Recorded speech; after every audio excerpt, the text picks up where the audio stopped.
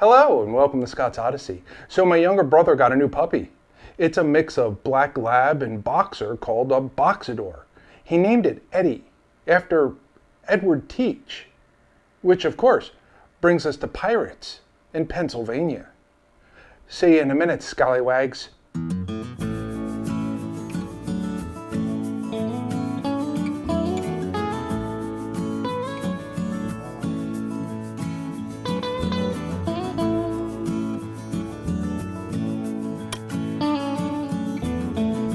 Welcome back. If you've watched my videos before, thank you for your patronage, and if you're new to Scott's Odyssey, welcome aboard. When the subject of pirates is brought up, most think about people like Monkey D. Luffy of One Piece, or Disney's Captain Jack Sparrow, or Captain Hook. But it may surprise you to know that there were quite a few real-life pirates out there that you probably have heard of and didn't realize it. For example, you have William Kidd, or more commonly, Captain Kidd, and Henry Morgan of Captain Morgan's Spice Rum fame. Even Sir Francis Drake. Yes, the same Francis Drake who circumnavigated the world in a single expedition, earning the Sir in his title, and the nickname from the Queen Elizabeth I of My Pirate, and by others he was Sea Dog. Or how about Mark Reed, who shares a lot in common with Anne Bonny, being that this Mark Reed was actually a Mary Read and one of only two well-known and highly feared female terrors of the sea. I mean, the list of famous, or should we be saying infamous, pirates is extremely long. But there's one that I would like us to focus on for this video. A pirate so dreadful and feared from the West Indies all the way up the eastern seaboard of North America that no one would call him by anything but his pirate alias. But before we just blurt out his name, let's take a look at where Edward Teach, or as some may say, Theach, due to his name spelling having an extra H in it, came from. During the early 1700s, and I do mean early, as in 1701 through 1714, very specifically, Queen Anne's War, which was also known as the Second French and Indian War and the Third Indian War, and from the French's perspective, the Second Intercolonial War, it took place here in America as what we called it, the War of the Spanish Succession. The players in this particular war were Great Britain, France, Spain, and a whole lot of Native American tribes. Now, I say Native American tribes because it is recorded as a conflict using the Wabanaki Confederacy, the Mohawk, Choctaw, Timucua, Appalachee, Natchez, and Kahnawake against the Muskogee, Chickasaw, Yamasee, and the Iroquois Confederacy, or more accurately, the Haudenosaunee. The essence of the war was all about which country was the greatest world superpower, specifically over in the new land of America. Most of the battles that took place happened in the Atlantic Ocean or at coastal forts, and nothing really too inland, at least at this time. The initial war broke out in Europe right after King Charles II of Spain died, and an issue of his successor made for really bad tensions throughout the European theater. In 1702, for whatever their reason, England declared war on Spain and France. With some form of diplomacy and several times sitting at a table with their enemy, England tried to get France to keep both the French and the British colonies in America off the table for this war. And well, yeah, that didn't happen. The French wanted all of it. Meanwhile, in the colonies, the French were getting natives to choose sides, hence the names of Intercolonial War by the French, Third Indian War by the natives, and French and Indian War by the English. On the ocean front, the French fleet was tied up fighting battles in Europe and did not have any ships to spare for North America, which wasn't much of a problem because they were wealthy enough that they just hired a ton of sea merchants to become their American theater fleet and tagged them with the homage of privateers, then stationed them in Acadia and Placentia, or as we know them today, Nova Scotia and Newfoundland, which was really bad for Britain because they ended up losing 102 ships. And by losing, we are not talking about sinking or burning or destroying. We're talking about the capture of essentially an armada of the British fleet. And no, the French were not kind to any one of those souls on those ships and sent most of them down to Davy Jones' locker. The methods of the French did not go unnoticed, and the British Crown did two interesting counters.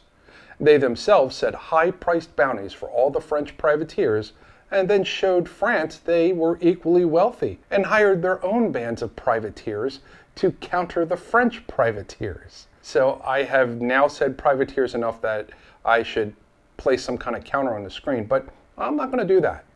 You can watch the video again and do the counting for me, and I'll pin the first correct comment to the top of the comments section, but make sure you watch the whole video so you get all the times I state privateer, including that time. Just so you're aware, not left in the dark, a privateer is any private person or vessel that engages in maritime warfare under a commission of war from a crown. During the early 1700s, this included the most common prize for winning a war, which was plunder. Plunder means the taking of something by force, and well, it was a very common practice throughout all of history, even when there was no war. But during a war, it seemed perfectly acceptable. I mean, it's not like the dead people were going to do anything with their loot, right? And this brings us all the way back to Edward Teach, who at this time was a privateer for Queen Anne's War. When the war concluded, Edward Teach joined up with the flying gang and became second in command to Captain Benjamin Hornigold and his ship, the Ranger, a 36-gun sloop with 123 souls, essentially the most heavily armed and one of the fastest gunships in the West Indies. The flying gang were a government of pirates out of Nassau and had a crew of many well-known pirates such as Hornigold, Calico Jack Rackham, Anne Bonny and Mary Read, as well as Edward Teach.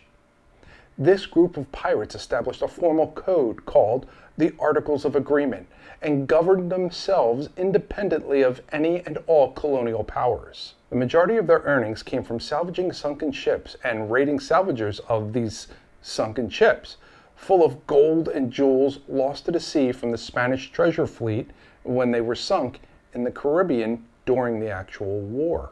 Pirates were a symbol of ultimate freedom and rebellion to all seeking power over them. In 1717, Hornigold stepped down into retirement from piracy and gave his head title to Teach. Teach brought on his good and wealthy military friend, Stede Bonnet of Barbados. Leading his first sea raid, Teach attacked and captured the formerly British merchant vessel named Concorde, now turned into slave trading vessel of France called La Concorde de Nantes, renamed it Queen Anne's Revenge, equipped it with 40 guns, and thus was born Captain Blackbeard and the Gentleman Pirate, the two most fearsome and ruthless pirates of recorded history. Yes, Edward Teach was Blackbeard and Stede Bonnet was the Gentleman Pirate. The ship rose a flag of a horned skeleton toasting the devil while holding a spear at a red heart dripping of blood, signifying to all who lay eyes upon it that no quarter would be given, or essentially that absolutely no care, no pity, no mercy would be granted to an enemy or an opponent, while also exclaiming that if you were not with me, then you're against me. Blackbeard was known to carry 3 pistols across his chest and put lit matches under his hat to create a frightening-looking, smoky aura coming from him at all times. When entering into battle, he would light damp cannon cord entwined in his hair to add to the effect. Which brings us back to the quiet little colonial area of Pennsylvania. While you go out doing colonial things that you find at your local historical villages with this concept of more simpler and peaceful times, you need to realize that there was a much darker side to the cities and towns that nobody seems to ever want to talk about in history. One of those darker sides is pirates. Yes, Philadelphia was often, as a matter of fact, it was more like very, very often, attacked and pillaged by pirates. It was so bad that not only did the pirates sail the eastern seaboard with Philadelphia in passing, but the Queen Anne's Revenge was seasonally stationed in the Delaware Bay. It was a perfect location that gave Blackbeard access to hiding spots for ambushing inbound and outbound merchant ships. According to the 1717 notes titled Blackbeard of Philadelphia, documents pertaining to the campaign against the pirates, During the peak years of pirate activity off the North American coast, in the summer and fall of 1717 and 1718, several vessels from Philadelphia were captured by Blackbeard and Bonnet's marauding gang. In a missive from statesman James Logan to New York and New Jersey Governor Robert Hunter is stated, "They have taken and plundered 6 or 7 vessels bound out or into this river. Some they have destroyed, some they have taken to their own use, and some they have dismissed after plunder." In short time, the paper would headline that the pirates have arms to fire 5 rounds before load again, and they threw all Cod's cargo overboard, excepting some small matters they fancied. Because of the need to stash his booty, Blackbeard allegedly would bury his treasure in obscure locations. One location is Pirate Tree in Burlington County, New Jersey, where he and his men buried a chest of silver and gold beneath a large black walnut tree. As the story goes, a Spaniard in the crew offered to guard the treasure. Blackbeard permitted this by ending his life. The story says he was shot through the brain by Blackbeard with a charmed bullet which penetrated without occasioning a wound, thus leaving him as well prepared as ever for mortal combat, except the trifling circumstance of his being stone dead. He was buried in an erect position, and so well has he performed his trust that for any evidence we possess to the contrary, the treasure remains there to this present day. But that's just a story, right? Well, as it turns out, Pennsylvania has multiple pirates burying treasure throughout it. I mean, Blackbeard was a fan of Philadelphia, and his men would party just a stone's throw away in Marcus Hook, Pennsylvania. What's the significance of Marcus Hook? Well, that's where Blackbeard lived when he wasn't on his ship. More specifically, that is where Blackbeard's Swedish mistress's house was. Yes, the home of Margaret Blackbeard, currently known as the Marcus Hook Plank House. But the Plank House and all of the shipbuilding community of Marcus Hook will have their own story to be told. At the beginning of the winter of 1717, Blackbeard went south and stationed the Queen Anne's Revenge off the coast of the Carolinas.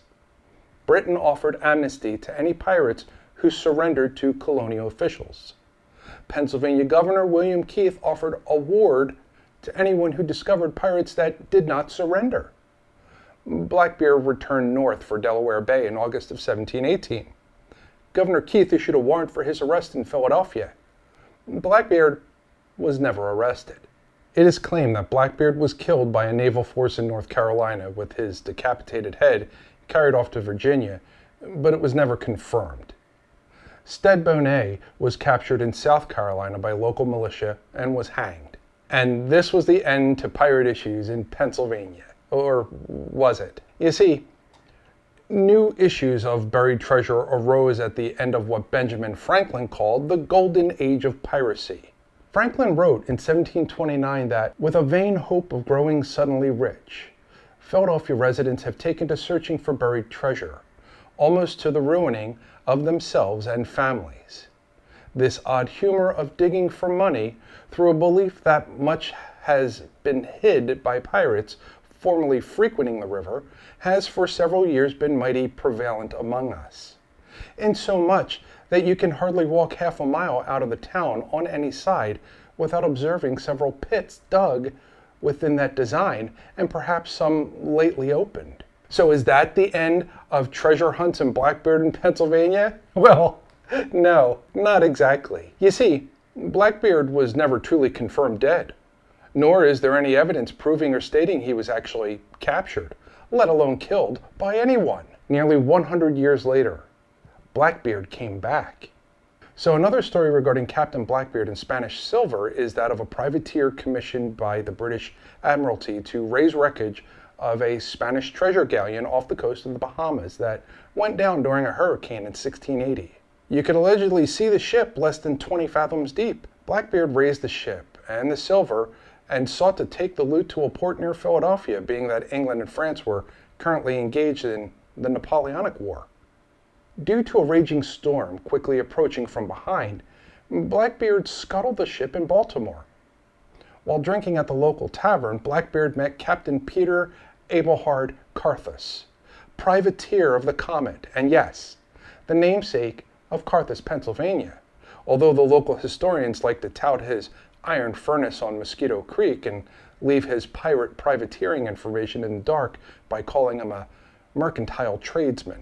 Carthus informed Blackbeard that he was aware some sailor had brought the $1.5 million of silver bars from the Spanish galleon to the local shores of Maryland. Knowing the Napoleonic War was raging in the seas around Britain and America was on the verge of a second war with Britain, Blackbeard decided to plot a land route to Canada through the mostly uninhabited wilderness of Pennsylvania. The path was to follow the Susquehanna until what is now Williamsport, then along the Cinemahoning to what is now Emporium, over the Keating Summit to the Allegheny River near Canoe Place and follow the Allegheny to the Conewago Creek, up to Chautauqua or Jamestown Lake, and down into Lake Erie, making a safe escape. All the silver was loaded onto wagons with false bottoms and drawn by 6 oxen each. Blackbeard ran into a problem once he reached Lycoming County, not realizing how difficult the terrain of the Appalachians could actually be. When they finally reached Clinton County after numerous failures along their path and the death of most of their oxen, war had begun between the United States and Britain. Due to the difficulties of the path and the potential dissent amongst his armed British guards, whom discussed the valiant new country of the United States' efforts and that the war was a wrong war, Blackbeard decided it would be best to bury the loot for safekeeping until Britain won the war. Somewhere close to Smethport, or Port Allegheny, Blackbeard buried the treasure near an old salt lick.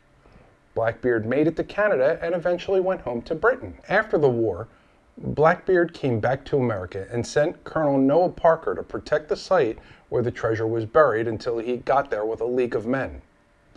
After a few years, the treasure was forgotten and Blackbeard never came with his men. Parker claimed he never found where the treasure he was to protect was hidden. On occasion, Parker would appear to have a sudden financial affluence, but stuck to his claim that he never found the buried treasure. Post-Civil War, Parker opened the first spa in northern Pennsylvania and would tell stories of the lost treasure, causing hundreds of people to come to his spa in order to hear the story. Thousands searched for the treasure, but the treasure has never been found. To this day, people are still searching for this treasure, once valued in 1811 at $1.5 million, or the equivalent of today's money of $35,155,649. Modern stories claim that the treasure is somewhere along Gardeau Road between Gardeau Village and Sizerville in McKean County. Although the treasure has never been found, the legend is often touted and used to attract people to the area. There's even been a TV series attempt from a Florida group that intended to bury $1 million in chests in 10 different states across the U.S., including McKean County, Pennsylvania, and then film the adventurous treasure seekers, but the series never took off. So Captain Blackbeard and the lost treasure of Gardeau, is it real? Well, there are a lot of people who would speculate that it was extremely common to run loot through Pennsylvania. And we already know that there were pirates back in the day that were commonly in the Delaware Bay. So the likelihood of there being some kind of treasure out there is highly unlikely. You see, without pointing out that no place in Pennsylvania exists where feet have not tread, nor clear cutting have not laid to barren waste on the land, or getting into simple story debunks such as raising a ship from 20 fathoms or 120 feet below water in 1811, or the fact that no hurricanes are recorded from that date nor off the coast of Maryland. And remember, we're talking about a time when naval forces were keeping meticulous records of weather and sea patterns. Oh, and the fact that there is no record of a Captain Blackbeard or any serving member of the Royal Navy referred to as Blackbeard. We have to look deeper into where did this story come from and who told it. And as it would so happen, it was our favorite Pennsylvania folklorist, Henry Wharton Shoemaker. Yes, the Pennsylvania author, folklorist, and news media tycoon renowned for his deep historical knowledge and the ability to fabricate an overly embellished spin on one heck of a tale. So, is Blackbeard of Pennsylvania real? Well, Edward Teach certainly was. His pseudo-wife Margaret certainly was. The plank house and his hunting grounds of the Delaware Bay most certainly was. But as for the 1811 Blackbeard, I really don't think so. People love the idea of getting rich quick. Even I do, which is both a gambling issue as well as a societal issue. And the people who we once were had the same financial problems as we do today. You can let yourself sip from the fantasy of finding lost treasure, like that of Blackbeard. But might I suggest that you never drink from the whole cup? I hope you like learning about how there really were pirates in Pennsylvania and that even at least one town is named after them. If you did, give this video a like and let me know. Leave me a comment with your thoughts on privateers, pirates, and other interesting Pennsylvania treasure hunts. And yes, we will eventually get to David Lewis. It helps me and the channel understand the performance and gives me a significant insight into what to bring to you for the next video. If you haven't already, subscribe for notifications of when the next video is released. And as always, I thank you for watching, and I'll see you in the next video. Arr.